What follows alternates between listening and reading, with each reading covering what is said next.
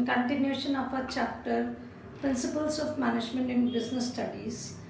Okay, we are now going to continue with the principles of Henry Fayol. He gave 14 principles as guidelines to managers for conducting various business activity. So he is regarded as father of general management. Okay, then we did the first one, division of work. We know that the tasks are to be divided and be allocated as per experience, skill, competence, capabilities, etc.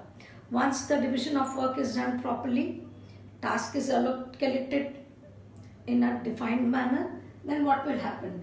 It will lead to increased productivity, less wastages of both resources and time, correct? Less burden, benefits of specialization, correct? So, and if an organization is not obeying division of work, it is not dividing its task, then the consequences will be what? Higher workload, no specialization, inefficient use of resources, etc. Correct? Coming to the second one, authority and responsibility.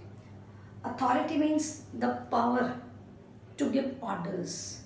And what is responsibility?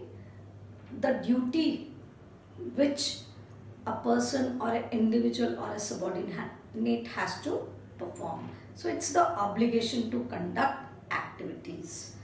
Correct? There should be equality between authority or responsibility, because otherwise if a authority is greater than responsibility, then it will lead to misuse of power.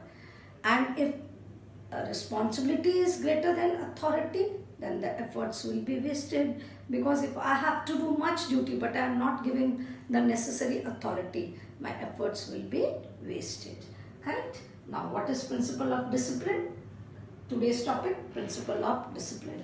Discipline means obedience to rules and regulation of the organization. Correct? If I start with example, as students you have to follow the school of rule. As teacher I have to follow the school of the rules of my institution, the school where I am working as an employee. Correct? In the same way, workers, employees have to follow the rules and regulations as per Fayol guidelines. Okay, he suggested, and every organization ensure that discipline is there. You all are having an almanac where there are number of do's and don'ts are given. That's a discipline. When I joined the school, I had to read the instructions and had to sign and accept that I will abide by the rules and regulation, otherwise the necessary action will be taken. So rules and regulation obedience relates to principle of discipline. What benefit will the organization get? Smooth and systematic working. If you come to school on time, if I come to school on time, no action, nothing. Time we are obeying, the arrival time, the departure time. Same for employees. Leave rules are there. For you half days, you have to get prior consent from your parents. You have to speak to the teachers pre-hand. You need leave. No short leaves are allowed to students and teachers. In the same way, number of rules and regulations are there in the organization, and which ensures smooth and systematic working there. Relations are cordial. I know what the institution expects from me. Correct? In the same way, the institution also knows what employees are expecting for them. So there should be clear understanding, fair understanding between both. Coming to next one, principle of order.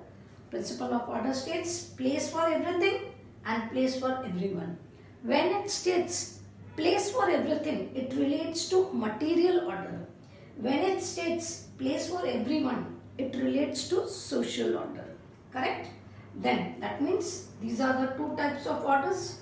Place for everything, and I put dot dot means and everything in its place. Suppose I put a marker here, this is the place, then everything, I should always keep the marker here, otherwise when I have to use, I will be searching and wasting time and energy, okay, which will lead to decrease in productivity.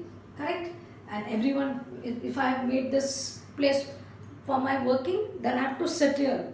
Better, unless unavoidable, I should ensure that I am sitting here. Correct? Then that leads to productivity and efficiency. In the same way, smooth and systematic working. If principal order is not followed, then the reverse, productivity and efficiency will decline and there will not be smooth and systematic working. So till today we have done 4 principles out of 14. In the next class we are going to continue with the other one. I hope these are clear. Thank you all.